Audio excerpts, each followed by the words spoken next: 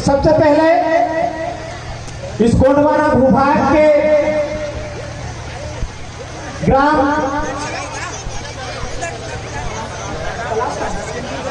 बेरागढ़ की धरती को नमन करता हूँ। मेरी बात को आगे बढ़ाओ उससे पहले जहां तक भी मेरी आवाज पहुंच रही है, चाहे वो माता हो, चाहे बहनें हैं, चाहे युवा साथी हो, मैं 150 किलोमीटर दूर से चल के इस कार्यक्रम को आप सब लोगों से मिलने के लिए यहाँ पे आया हूँ। और आप सभी लोग इस कार्यक्रम को हमको छोड़ के जाएंगे तो मुझे अच्छा बिल्कुल भी नहीं लगेगा। मैं पेट्रोल के पैसे आपसे ले लूंगा, नहीं तो फिर घर जा जाएगा। तो इसलिए युवा साथियों से निवेदन करूंगा 5 मिनट तक आप सभी लोग जरा पंडाल में आके बैठ जाए, 5 मिनट के लिए बस, जहां तक की आवाज पहुंच रही है।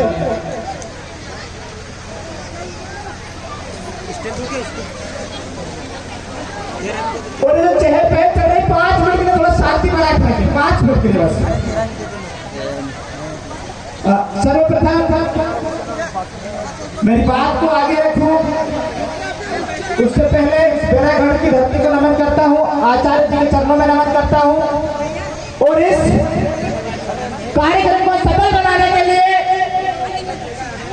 यहाँ की जो आयोजन समिति है उन सभी के चरणों में मैं सेवा जोहार करता हूं, उनको वंदन करता हूं, अभिनंदन करता हूं। इस मंच के माध्यम से तहे दिल से धन्यवाद करना चाहता हूं। आप सबसे मैं निवेदन करूंगा आप उनके लिए जोरदार ताली बजाइए।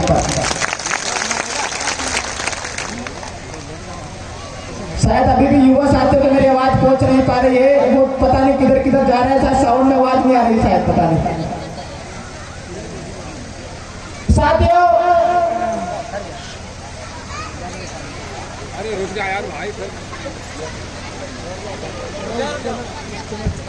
रुक जा 1 मिनट 2 मिनट के लिए साथ।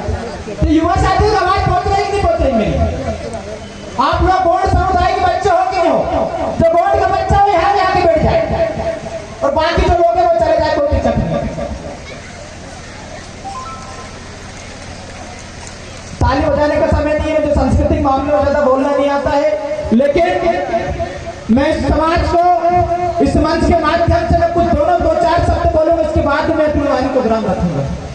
मैं देवास जिले से यहाँ पे चल के और अपने समाज के मिलने के लिए यहाँ पे आया हूँ, क्योंकि कहीं ना कहीं अभी कुछ दिन पहले इस क्षेत्र के अंदर बैतूल के अंदर पाखंडी फटीक मिश्रा आया था और हमारी बहनों को और हमारे भाइयों में और पता नहीं क्या क्या मैसेज देके गया। उसको प्रताप मिश्रा को पता भी नहीं है कि गौड़ समुदाय के लोग कौन सी गोत्र में शादी करते हैं, कौन सी गोत्र में शादी नहीं करते, उस पाखंडी को इतना भी नहीं पता। लेकिन आज जो कहीं ना कहीं हमारे आचार्य जी की वजह से आपको जो मिलने के लिए जा रहे हैं, ये इस समाज के लिए महत्वपूर्ण है। इसलिए आप सभी लोगों से निवेदन करूंगा कि जो मैं बातें बोल रहा हूं उसको भी आप लोग सभी लोग सुने, और जो आचार्य जी ने जो आपको जो बातें बोली है इसको गांठ बांध ले आप सभी लोग और प्रिंट कर लीजिए। आज 1 तारीख है और सबसे बड़ी बात उन्होंने बोला था शराब के बारे में, और मैं चाहता हूं कि आज 1 तारीख और युवा साथी ने पहले तो बहुत सारे हाथ उठाए थे, वो अभी जाके वो पी लेंगे, लेकिन आज इस कार्यक्रम का कोई मतलब निकलना चाहिए। मेरे कहने का मतलब पता चले हमारे समाज के लोगों ने यहाँ पे सुना और उस घर में जाके भूल गए।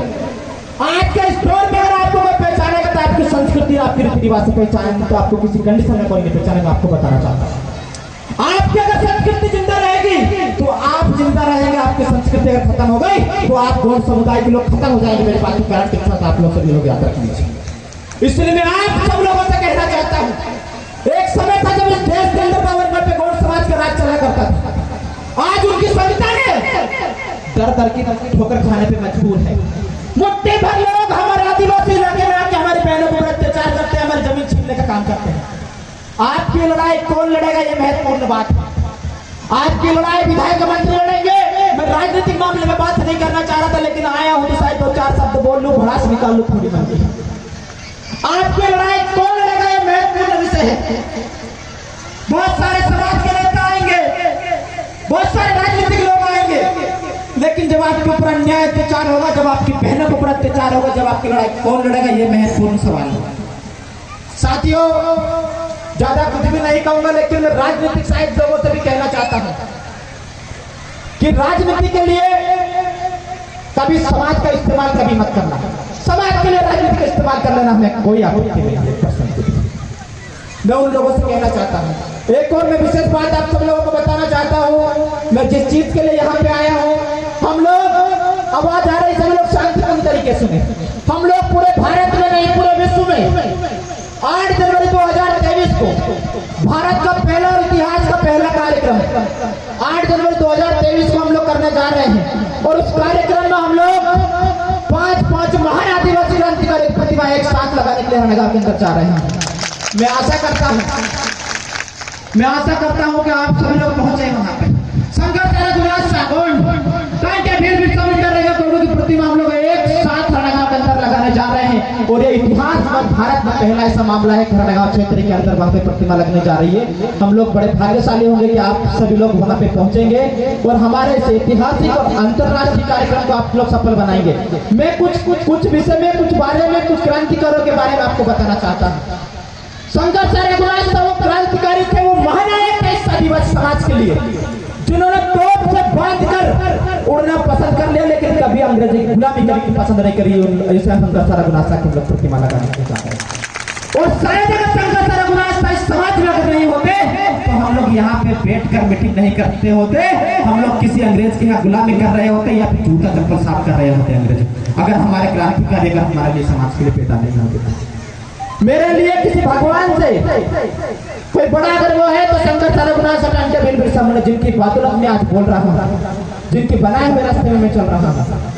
तो आप सभी लोगों से मेरा निवेदन है कि हमारी संस्कृति, हमारे इतिहास को जिंदा रखें। आज मुट्ठी भर लोग कहीं ना कहीं हमारी संस्कृति को खत्म करने पे लगे हैं, हमारे इतिहास को छुपाने पे लगे। मैं आप सब लोगों से एक सवाल पूछना चाहता हूँ। हम लोग कहीं दूसरे क्षेत्र में जाते हैं या कहीं और क्षेत्र में जाते हैं तो कहीं ना कहीं हमारे बोली भाषा और इतिहास और रीति रिवाज से पहचानते नहीं पहचानते? हम लोग पहचाने जाते हैं, नहीं जाते? पहचाने जाते हैं ना। और जिस दिन हमारी पहचान और संस्कृति जिस दिन खत्म हो जाएगी उस दिन हम लोग खत्म हो जाए, क्योंकि सुप्रीम कोर्ट का जजमेंट है कि जो आदिवासी अपने आप को आदिवासी नहीं मानता, जो अपने आप में संस्कृति और अपने इतिहास को नहीं मानता, उसको आदिवासी कहलाने का कोई अधिकार नहीं। ये सुप्रीम कोर्ट का सख्त आदेश और जजमेंट है। मैं इसलिए आप सब लोगों से कहना चाहता हूँ, मेरे कोई समाज के लोगों से कहना चाहता हूँ कि हमारे इस इतिहास को, इस धरोहर को हमको बचा के रखना है। और युवा साथियों से कहना चाहता हूँ, मैं बहुत बड़ी बात बोलने के लिए यहाँ पे आया था, लेकिन युवा साथियों को देख के मुझे लग रहा है कि वो लोग इस चीज, मैं यहाँ पे आया था इस चीज के लिए कि यहाँ पे मैं इस पंडाल से इस बड़ा देव को साक्ष्य मान के युवाओं से कसम खुलवाऊंगा कि हम लोग आज नए साल से शराब का और दारू का त्याग कर रहे हैं, समाज को सबसे बड़ा तोहफा देने का काम कर रहे हैं। लेकिन आधे से ज्यादा इस युवाओं से मैं कहना चाहता हूँ, मैं प्रण दिलाना चाहता हूँ आज इस मंच के माध्यम से। और देखना बड़ा देव बड़े खतरनाक है, झूठी का सम्मत खाना भाई। जो लोग छोड़े वही हाथ ऊंचा करना, नहीं तो हाथ ऊंचा ही मत करना। गुरु जी ने वो बात फर्स्ट में बोली, पर मेरा भी ये मानना है कि समाज अगर बर्बादी का कोई कारण है तो वो शराब है। और जिस दिन शराब से हमारा समाज आगे आ गया उस दिन हमें इस मध्य प्रदेश के पूरे भारत में गोड़ वाला राज्य लाने से कोई रोक नहीं सकता। मैं बात ध्यान के साथ आप लोग को तो युवा साथी तैयार है कि नहीं है? हमारे बुजुर्गों से भी कहना चाहता हूँ, तैयार है कि नहीं है? ईमानदारी से बताना। देखना मैं भी और आचार्य जी आप सब लोगों को देख रहे हैं और हम लोग बड़ा देव को साक्षी मान के बोल रहे हैं, कल से अगर कुछ होगा तो मैं गारंटी नहीं लेना चाहता। आज दिन ऐतिहासिक दिन है और आज नया साल है, नए साल की शुरुआत हो रही थी, क्यों हम लोग इस मंच के माध्यम से और गुरु जी को सबसे बड़ी दक्षिणा दें। और इससे बड़ी दक्षिणा मेरे हिसाब से गुरु जी के लिए कोई हो नहीं सकती था, ये मानता अपने आप में। दक्षिणा देना चाहते हैं कि नहीं चाहते? आधे से ज्यादा लोग गुस्सा हो रहे हैं, शायद पता नहीं मुझे यहाँ से, इसलिए मैं शायद मैं जो बोल रहा हूँ उसको नहीं करना चाहिए। गुरु जी से इस समय आशीर्वाद लेता हूँ कि बहुत सारे लोगों को लगता है कि पता नहीं फिर हम लोग हमारी कसम झूठी उठी जाएगी। लेना चाहिए कि लेना चाहिए? ईमानदारी से बताइए। लेना चाहिए। पर वो सिस्टम बोले हमारे तो इतिहास में सिस्टम में चलता है तो वो पता नहीं फिर गड़बड़ घोटाला हो जाएगा। वो चीज को चलो ठीक है, उस विषय में आप लोग डिसाइड करें, मैं ज्यादा कुछ नहीं बोलूंगा। लेकिन आप सब लोगों के इस मंच के माध्यम से मैं आमंत्रित करना चाहता हूं और आप सभी लोगों को हमारे क्षेत्र में स्वागत करने का आप लोग हमें मौका दीजिए। मैं इसे आशा करता हूं आप सब लोगों से। हमारी माता बहनों को भी हमारे गुरु जी ने रानी दुर्गावती जी का सिस्टम बताया था। रानी दुर्गावती वो नहीं कि हम लोग चूल्हा चक्की तक सीमित रहे। रानी दुर्गावती वो थी जो आंख उठाने के व्यक्ति जो दूसरे व्यक्ति समाज से करते थे उनकी नाक और आंख दोनों काटने की क्षमता रखती थी, वो रानी दुर्गावती, और वो रानी दुर्गावती के वंशज होते थे। और मैं मेरी बहनों से भी कहना चाहता हूँ कि आप लोग आपकी जगह में सही रहिए, और इसके बाद में कोई गैर आदिवासी अगर आपके ऊपर आंख उठाने की कोशिश करे तो आंख लो चलना लड़ाई युवा साथी लड़ेंगे, आपकी चिंता मत करना बिल्कुल। आज हर एक क्षेत्र के अंदर हमारी बहनें जाती है, तमाम प्रकार के उनको पर अत्याचार होते हैं, लेकिन कहीं ना कहीं हमारे जब से युवा साथी संभाले हैं, जब से कहीं ना कहीं इस चीज में प्रतिबंध लगा है। लेकिन मैं ज्यादा कुछ नहीं कहूंगा, समय का भी ध्यान है, 5 मिनट से ज्यादा हो गए, समिति वाले गाली देते होंगे पीछे से बैठ के, तो मैं उन सभी से माफी चाहता हूँ और सभी से जोरदार नारे के साथ अपील करना चाहूंगा। हाथ मजबूत तरीके से उठना चाहिए, हमारा समुदाय का हाथ बहुत खतरनाक और लेफ्ट से लोग डरते हैं, पता है ना तुमको, और उनको पता है कि इनको आती तो आती है, और जिस दिन आती है तो उस दिन दूसरे के निकाल भी देते हैं। इस टाइप के लोग हैं। हम बहुत शांत और स्वभाव के लोग हैं, हम कभी किसी को छेड़ते नहीं है, हमारे समुदाय की आदत है, और जब जिसको छेड़ देते हैं उसको कभी छोड़ते भी नहीं है, हमारे समुदाय की आदत है। तो मैं आप सब लोगों से 2-4 नारे लगवाऊंगा। गोंडे संस्कृति आधे युवाओं के हाथ में तो मेरे निगाह चीन से ज्यादा खतरनाक है, इसलिए युवा साथी सावधान रहे, थोड़ा सा हाथ तो उठाओगे, आप क्या समाज के लिए सेवा करोगे आप? गोंडे संस्कृति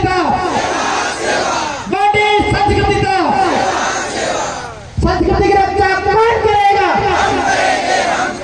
संस्कृति की रक्षा कौन करेगा? बहन बेटियों की रक्षा कौन करेगा? दारू शराब कौन छोड़ेगा? ईमानदारी छोड़ेगा, पूरे के हाथ उठ रहे, शर्म करो, यहाँ धर्मी के स्थल पे आके झूठ बोल रहे हो। तो सभी को बहुत बहुत धन्यवाद, सभी को जोहार, जिंदाबाद, उल गुलान जारी रहेगा, उल गुलान जारी रहेगा, जिंदाबाद।